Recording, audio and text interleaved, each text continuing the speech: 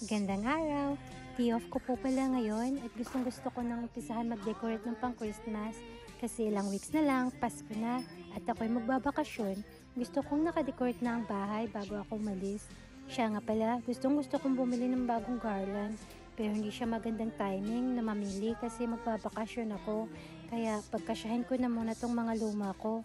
Yung iba, last year ko lang naman nabili kaya okay pa siya. At saka wala mga Christmas lights kaya okay lang siya na gamitin at hindi palitan. Pinaka-paborito kong garland ay itong cypress na bili ko last year. Yung sa may Texas House Collection. Kasi 9 feet siya, compare mo dun sa Hablab, 6 feet lang yun. Pero may bago ata yung Hablab, 9 feet, di ko lang sure. Siya nga pala kung balak yung bumili nito, agahan nyo kasi parating sold out to. Mapatindahan or sa online, always sold out. October pa lang, wala na.